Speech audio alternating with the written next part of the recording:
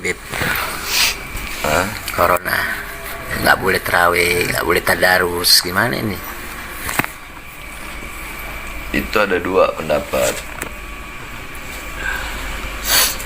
Ada ulama-ulama zahir, yakni min ahli zawahir, ada min ahli bawatin.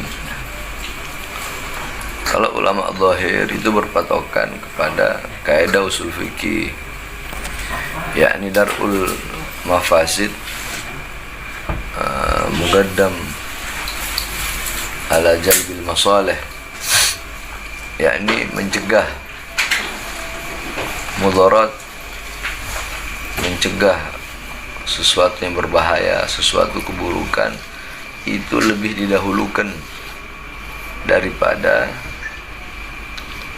menyebarkan kebaikan. Majelis taklim, sholat tarawih di masjid itu suatu kebaikan, bahkan suatu amalan sunnah. Tetapi jikalau itu bisa menimbulkan suatu kemudaratan berbahaya seperti tertularnya virus atau wabah yang disebut dalam Islam dengan sebutan taun atau sekarang itu corona, maka mencegahnya itu lebih didahulukan. Nah, jadi tidak apa-apa selama kedokteran telah memberikan yakni telah memberikan peringatan bahwasanya di daerah ini wabahnya udah tersebar sekian sehingga tidak boleh berkumpul. Nah, yakni itu kaidah usul fikih dipakai oleh ulama-ulama zahir. Maka ya jangan sampai gara-gara satu yang membocorkan perahu semua tenggelam.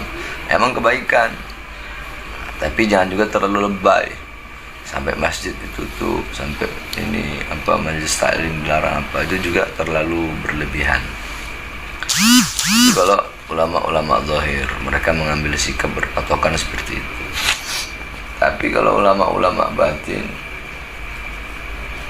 yakni corona ini atau taun itu makhluk ciptaan Allah. Yang menciptakan dia itu Allah. Yang memegang kekuasaan atas dia Allah.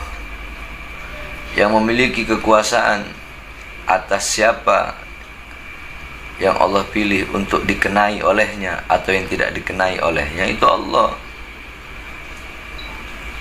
Taun itu atau corona, Allah yang menciptakannya. Andaikan pun itu ciptaan manusia, pasti ada makhluk-makhluk ciptaan Allah yang diikut sertakan di dalam penciptaan virus itu. Sehingga yang memiliki kekuasaan sepenuhnya itu Allah. Ciptaan Allah. Yang memiliki kekuasaan atasnya Allah. Yang menghidupkannya Allah, yang mematikan virus itu pun Allah. Yang memiliki kehendak untuk memilih siapa yang bakal kena virus itu dan siapa yang enggak, Allah. Satu-satunya cara ya kembali kepada Allah. Dengan apa? Dengan ibadah, dengan taat, dengan patuh, dengan tunduk kepada Allah Subhanahu wa taala. Dengan menghidupkan masjid-masjidnya Allah Subhanahu wa taala dengan zikir. Yakni kembali kepada Allah. Ketika seseorang kembali kepada Allah yang memegang kekuasaan atas corona itu, maka bagaimana mungkin si corona itu bisa mendekati atau memasuki, membahayakan orang yang kembali kepada Allah, yang dimana Allah adalah sang pemilik kekuasaan bagi seluruh makhluk, salah satunya corona tersebut.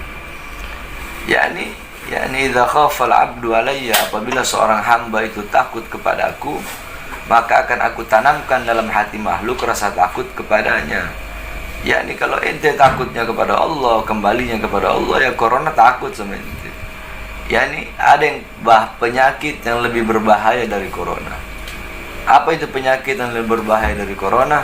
Hati yang lebih takut kepada corona daripada takut kepada Allah. Subhanallah, sallallahu alaihi Nabi Muhammad. Nah, bukan berarti ente juga pasrah. Udahlah, toh hidup mati di tangan Allah. Nah, dengan wabah seperti ini, ente juga harus ada ikhtiar, usaha agar tidak terkena. Sebab Nabi Muhammad mengajarkan itu, para sahabat mengajarkan itu. Bagaimana caranya ikhtiarnya? Dengan masker itu ikhtiar, dengan wudhu, menjaga kebersihan, itu ikhtiar. Tapi jangan sampai corona menjadikan ente sebagai orang yang suudzon, prasangka buruk sama orang. Wah, ini dia kena corona, anak nggak mau dekati, nggak boleh. Jangan sampai corona menjadikan ente jauh dari masjid, jauh dari musola, jauh dari majelis taklim, jauh dari majelis zikir, jauh dari taat, jauh dari patuh, jauh dari sholat, jauh dari menyambung tali silaturahmi, jauh daripada membaca Al-Quran, jauh daripada takwa, jauh daripada musafahah atau bersalaman tangan. Banyak orang tak mau salaman, takut corona. Nah, padahal ketika seseorang itu bersalaman, di situ dosa-dosanya itu gugur. Itu kalau mau ikut ulama ahli batin. Terserah itu orang mau ikut mana, mau ikut ulama fikih atau mau ikut ulama batin. Seperti itu aja.